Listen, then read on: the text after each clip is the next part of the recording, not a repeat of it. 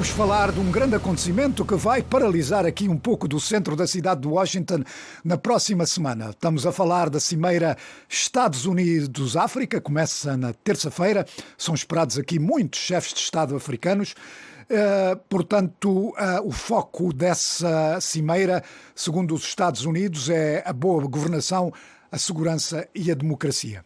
Temos em linha connosco, parece já, o analista político angolano Cláudio Silva. Próxima semana temos aqui esta cimeira Estados Unidos-África.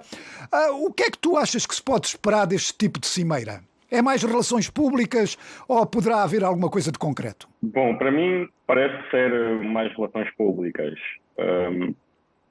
É notório que a América vem perdendo influência no continente africano face ao aumento de interesse por parte de outras potências mundiais, nomeadamente a China, mas também a Índia, o Japão, as Coreias e os Estados Árabes Unidos e outros países do Golfo. Para mim sempre fez confusão haver uma cimeira de um país com um continente, em que os países africanos são todos postos no mesmo pote, assim posso dizer, apesar de terem interesses completamente diferentes. Os interesses e os desafios de Moçambique não são iguais aos interesses e desafios de Marrocos, que não são iguais aos interesses e desafios da África do Sul, que não são iguais aos interesses e desafios de Angola. Creio que os Estados têm desafios muito concretos que dificilmente serão analisados com a profundeza necessária em cimeiras em que é um país, normalmente americano ou europeu, e todo um continente posto debaixo, como se diz em inglês, under the same umbrella. Creio que essa forma de fazer relações exteriores por parte dos Estados, como o Estado americano, está um pouco antiquada. Então, não acho que vai haver muita coisa concreta, mas acho que os Estados africanos estão muito mais organizados e muito mais experientes nestes tipos de cimeiras, como vimos agora no COP22, né? Que os Estados africanos, e não só, fizeram um apelo mesmo para que os países que sempre contribuíram muito mais para o aquecimento global tivessem em consideração os interesses, então, dos países emergentes africanos que não têm muito a dizer acerca de contribuições para o aquecimento global. Muito bem. Olha, Cláudio, a esse propósito, portanto, desta cimeira, há que dizer, claro está, que cimeiras entre um país e o continente, digamos assim, são agora quase que diria normalidade. A China já teve uma, a Europa também, mas olha, o que eu te queria perguntar era precisamente isso. Tu achas que há o perigo de a África se estar a tornar de novo no terreno de uma nova Guerra Fria? E eu falo aqui principalmente entre os Estados Unidos e a China, porque eu creio que a maior preocupação dos Estados Unidos neste momento, a nível global, é a China. E a China, claro está, tem aumentado grandemente a sua influência em África, com investimentos, programas de ajuda, etc. Tu achas que há o perigo de uma nova Guerra Fria? Eu não acho que há o perigo de uma Guerra Fria. Creio que cada Estado soberano tem os seus interesses. Tal como disse bem, a China também faz esse tipo de cimeiras, a Índia também faz esse tipo de cimeiras, mas ao mesmo tempo tem relações profundas com Estados africanos e tem relações diferentes com cada Estado africano. Eu fico só um pouco apreensivo com a China e com os Estados Unidos, quem quer que seja, com esta atitude de pôr todos os Estados africanos no mesmo sítio, né? Porque os desafios de cada um são mesmo completamente diversos. Claro. E eu olho com algum interesse, por exemplo, digo que não é Guerra Fria porque eu olho para outros países que também têm interesses cada vez mais evidentes no continente africano, como por exemplo a Turquia. A Turquia, nesta última década, abriu embaixadas em praticamente todos os países africanos, estabeleceu ligações aéreas com praticamente todos os países africanos e também está a influenciá-los com soft power. Agora eu posso ligar a minha televisão aqui em Luanda e ver uma telenovela turca, por exemplo. Eu posso sair aqui em Luanda e ir para um restaurante turco.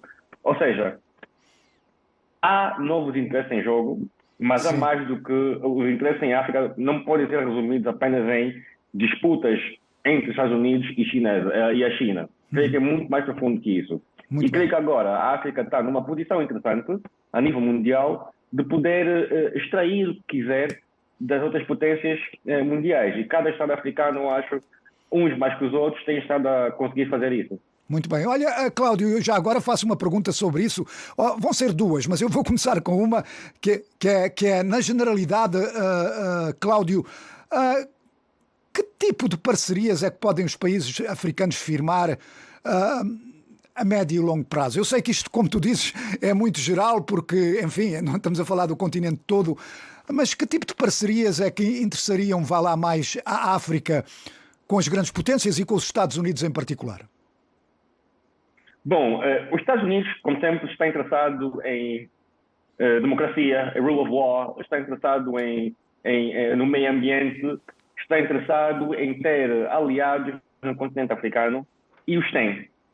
Não podemos perder de vista que os Estados Unidos têm várias bases militares espalhadas pelo continente africano.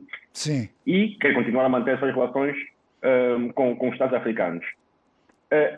Também acho que é do interesse dos Estados Unidos ter parceiros sólidos no que toca à segurança. Estão muito interessados, obviamente, na instabilidade do leste da República Democrática do Congo, que é um papel que Angola tem sabido gerir de uma forma positiva. Estão interessados na segurança do Golfo da Guiné, no que toca à pirataria. Exatamente. Estão interessados, né, também na estabilidade dos Estados africanos. Nós tivemos recentemente uma série de golpes de Estados no oeste africano que não foram uma boa notícia, não só para nós como africanos, mas também para o resto do mundo, incluindo os Estados Unidos e a Europa. E eu acho que eles vão se focar, os Estados Unidos vai se focar muito na good governance, na boa governação e no bom desempenho, então, das democracias do Estado africano, do continente africano. Falaste aí da questão militar, é preciso não esquecer também o Corno de África, não é? Onde os Estados Unidos têm estado ativos na luta contra a Al-Shabaab. Mas olha, agora vamos falar de Angola. Portanto, Angola parece que, não sei se concordas ou não, parece que teve, vá lá, uma aproximação nos últimos meses ou nos últimos anos com os Estados Unidos. E eu queria perguntar-te sobre como é que tu vês essas relações, mas, claro está, há uma questão aqui essencial que são, portanto, o facto de Angola ser o terceiro maior parceiro comercial dos Estados Unidos na África subsaariana, mas isto é uma espécie de uma relação um pouco, vá lá, num só sentido. As exportações para Angola incluem maquinaria, aviões, aves, produtos de ferro e aço. Portanto, Angola é elegível para benefícios preferenciais ao abrigo da Lei de Crescimento e Oportunidade da África. Como é que tu achas que Angola pode tirar proveito, melhor vantagem deste programa específico, o AGOA? Portanto, Angola precisa, vá lá, desenvolver as suas indústrias. Como é que tu vês isso? É interessante ver a relação angolana com os Estados Unidos por duas vertentes principais. A primeira é que a relação tem mudado de paradigma com a eleição do João Lourenço. É uma relação diferente do que era com o governo e a administração de José Eduardo dos Santos. A segunda é um pouco mais pragmática. O João Lourenço quer expandir as influências que Angola tem, quer expandir os interesses diplomáticos de Angola. E por outra, também quer o apoio dos Estados Unidos na sua dita luta contra a corrupção, que obviamente tem as suas críticas, e eu concordo com muitas delas, mas está a acontecer.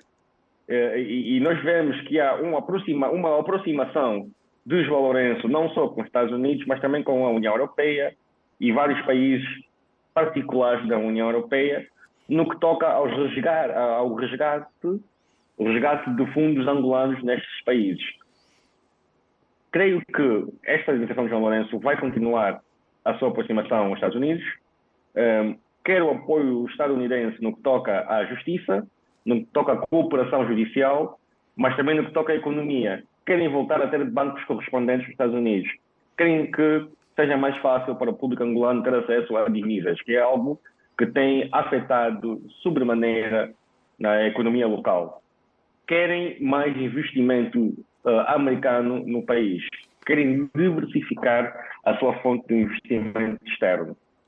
Todas estas questões alimentam este interesse do Estado angolano e, em particular, de João Lourenço, com o governo dos Estados Unidos, mas também com as instituições mundiais com sede nos Estados Unidos, e falo principalmente do FMI e do Banco Mundial. Creio que essa é uma estratégia montada. Neste momento aqui em Luanda está acontecendo a cimeira com a ACP, né, a Organização dos Estados Africanos, Caribenhos e Pacífico, que mais uma vez é um exemplo de como Angola está a diversificar os seus parceiros internacionais para não estar excessivamente dependente do poderio chinês, e acho que isso vai continuar no futuro. Não é por acaso que o presidente e que vários ministérios angolanos vão levar delegações enormes para Washington, para essa cimeira. Pronto, olha, obrigado Cláudio Silva por esta conversa fascinante. Eu creio que tens toda a razão, que portanto Angola está a procurar diversificar as suas relações, porque quanto mais amigos, melhor, não é verdade? Muito obrigado. Exatamente. Muito obrigado pelo convite, é sempre um prazer.